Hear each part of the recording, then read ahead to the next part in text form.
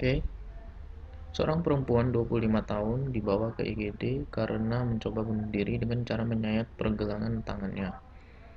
Pasien diketahui diperkosa 3 minggu yang lalu, kehilangan minat, tidak mau beraktivitas, mengurung diri, sering menangis semenjak kejadian. Diagnosisnya adalah jadi di sini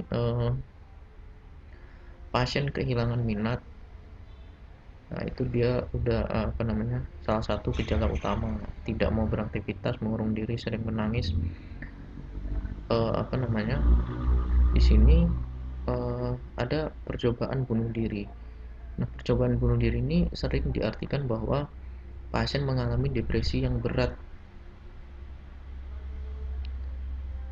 Jadi meskipun ada beberapa soal yang ada apa namanya yang beberapa sumber yang mengatakan bahwa percobaan bunuh diri ini tidak termasuk dari salah satu tanda depresi berat, tapi di sini kunci jawabannya itu adalah depresi berat.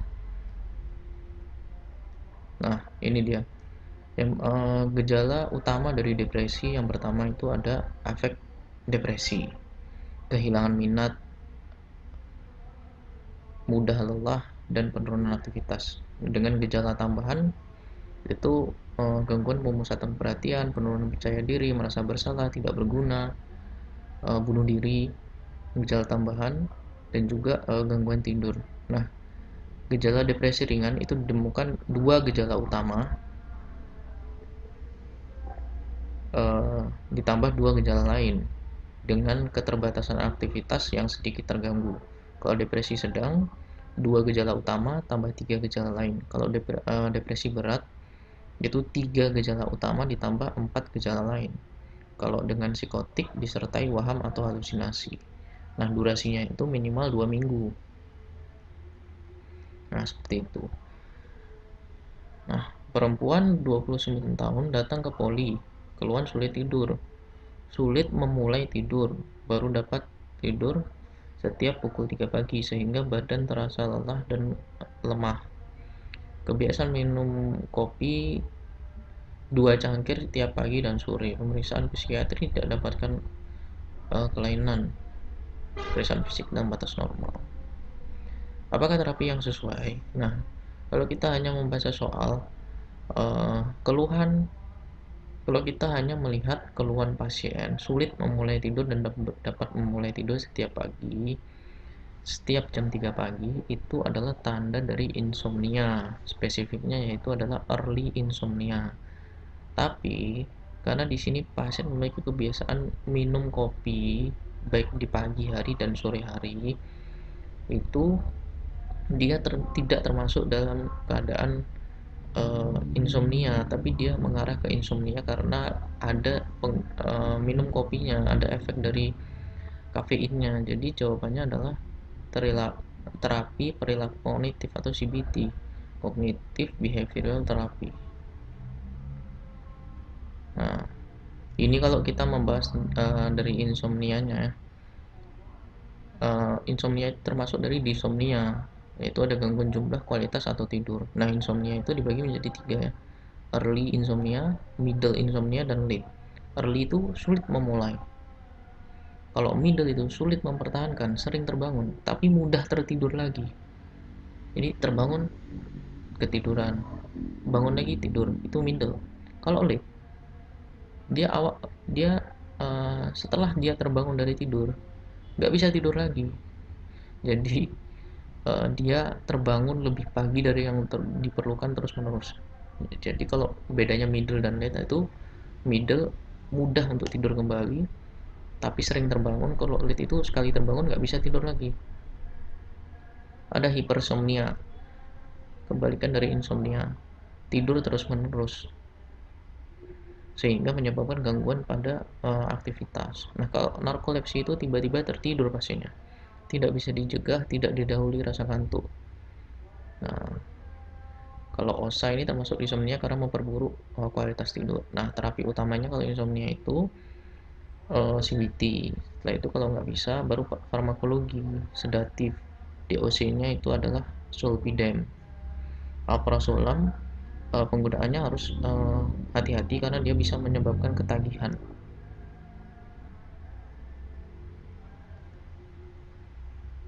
Perempuan usia 25 tahun datang dengan keluhan sulit tidur sejak 7 bulan yang lalu. Pasien juga mengeluhkan berdebar-debar, gelisah, mengingat dirinya obesitas, kehilangan konsentrasi dalam bekerja, cepat lelah, dan lain sebagainya. Kehilangan minat pada hal yang sebelumnya membuat dirinya senang. Dalam 1 minggu ini, pasien malas melakukan aktivitas apapun. Diagnosanya adalah gangguan campuran cemas dan depresi. Nah, jadi di sini kita harus lebih teliti lagi ya. Pertama, sulit tidur sejak 7 bulan. Ini termasuk dari gejala tambahan dari depresi, bukan gejala utama. Berdebar-debar, gelisah mengingat dirinya yang obesitas. Nah, ini termasuk tanda-tanda cemas, kecemasan. Kehilangan konsentrasi itu termasuk gejala tambahan dari depresi. Cepat lelah, nah anak energi kan, cepat lelah kan berarti dia gejala utama. Cepat marah nggak ada, kehilangan minat atau kegembiraan itu termasuk gejala tambahan juga. Nah, jadi dari kesimpulannya ini itu ada tanda-tanda depresi tapi tidak cukup untuk ditegakkan diagnosis dari episode depresi. Nah, ada gejala depresi yang tidak tertegak diagnosisnya, ada juga gejala cemas. Dalam 1 minggu ini malas melakukan aktivitas apapun. Nah, jadi karena gangguannya ada cemas, ada depresi, maka diagnosisnya gangguan cemas dan depresi. Nah, ini dia.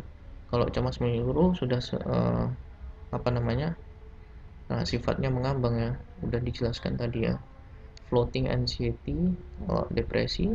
Ya, gejala utamanya afek depresi, hilang minat dan kegembiraan, berkurang energi, mudah lelah. Nah, berarti gejala lain yang lain-lain sebagainya. Kalau campuran itu gejala ada ansietas dan juga ada gejala depresi, tapi tidak cukup berat untuk ditegakkan diagnosis sendirinya. Oke, next. Laki-laki usia 35 tahun mengeluh tidak bisa melihat. Setelah dilakukan pemeriksaan fisik, tidak ditemukan anjak kelainan. Seminggu lalu dia melihat istrinya meninggal. Nah, ini dia. Ini termasuk dari gangguan konversi. Kenapa? Karena dia gejala pada fungsi sensorik ya, melihat ya. Padahal setelah dilakukan pemeriksaan normal. Kenapa kok bisa terjadi seperti itu? Karena dia melihat istrinya meninggal. Ada kejadian traumatis. Perempuan 18 tahun datang dengan ibunya, mengeluh pusing, mengalami penurunan berat badan selama 6 bulan. Pasien terus saja merasa gemuk dan harus menurunkan berat badan. Pasien menyangkal makan banyak dan memuntahkannya. Nah, di sini khasnya berat badan yang di bawah atau underweight, di bawah normal, underweight, dan pasien menyangkal makan banyak dan memuntahkannya, di mana makan banyak dan dimuntahkan itu khas dari bulimia nervosa. Jadi jawabannya adalah anoreksia. Perempuan 55 tahun datang dengan keluhan sering gelisah selama 6 bulan. Gelisah ya. Sering menelpon anak cucunya karena khawatir dengan keadaan mereka. Pasien juga khawatir akan masa depan. Di sini kuncinya akan generasi muda yang menurutnya berperilaku buruk. Ini mencemaskan negara Indonesia dengan banyak koruptornya.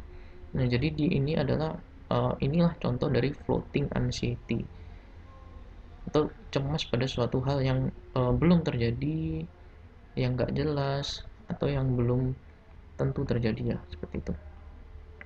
Khawatir akan masa depan generasi muda, mencemaskan negara Indonesia yang korupsi banyak koruptor. Sering menelpon karena khawatir dengan keadaan mereka, padahal tidak ada apa-apa dengan anak dan cucunya, sehingga diagnosanya adalah gangguan cemas menyeluruh. Cemas akan semua hal tanpa pencetus yang jelas.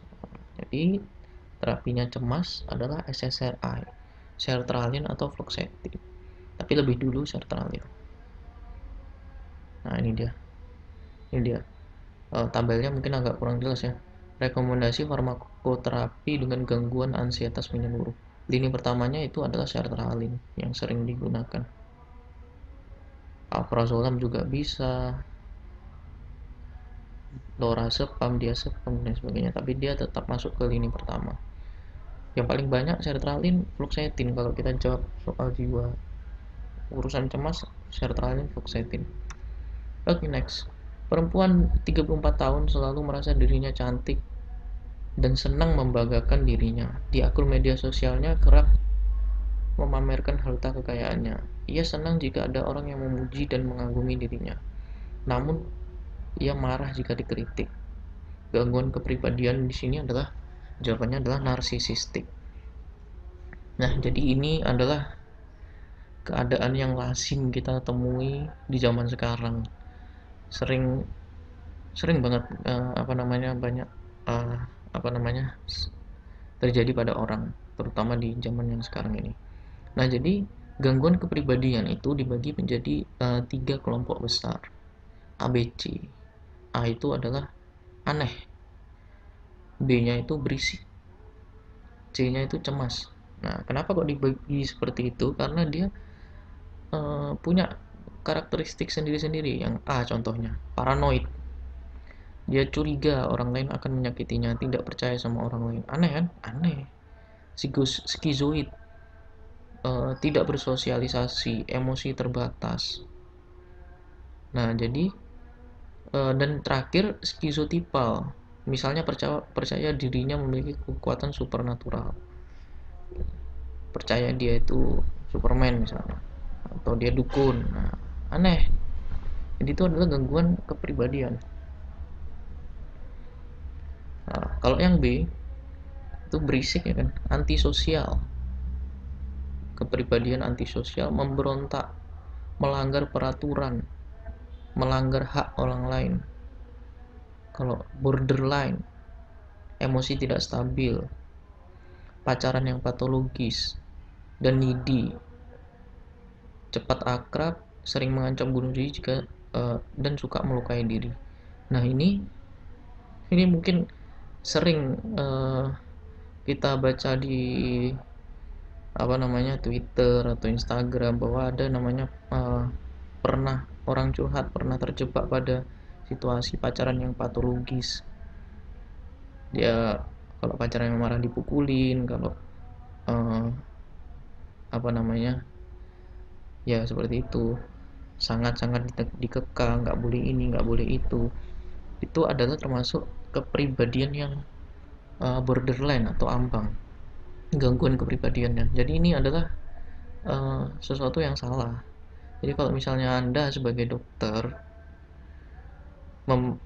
melihat atau mengetahui atau punya pasien yang seperti itu, atau orang curhat ke Anda seperti itu, sarankan untuk berobat ke psikiater. Karena kalau tidak itu akan merugikan orang lain. Karena kan pacaran patologis ini sangat kerap kita dengar. Dan itu bukan berarti nggak bisa terjadi pada keluarga kita, atau mungkin kita punya anak kita digituin. Nah, jadi penting untuk diketahui ya. Selanjutnya, histrionik, suka cari perhatian. Narsisistik, merasa ingin dipuji. Nah, ini dia yang sering nih.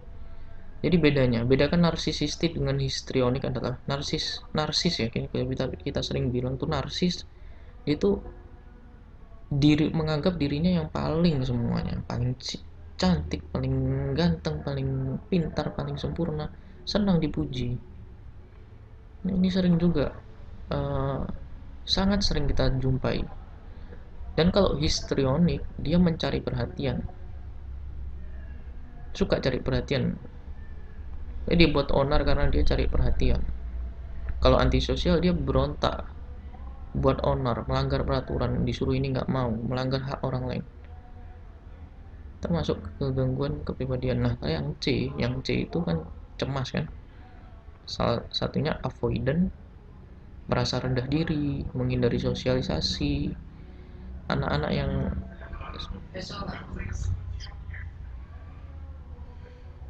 Nah, Jadi avoidant,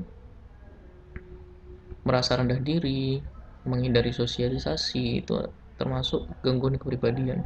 Dependent, bergantung pada orang lain, manja, berlebihan, obsesif kompulsif, atau nama lainnya anarkistik, suka dengan kerapian, perfeksionis, harus urut, ngotot dia kalau misalnya ada orang yang nggak sesuai dengan dirinya. Nah, itu termasuk gangguan kepribadian obsesif kompulsif. Oke, jadi pada kasus ini nomor 28 jawabannya adalah narsisistik ya, karena senang jika ada orang yang memuji, suka memamerkan, suka pamer di media sosial.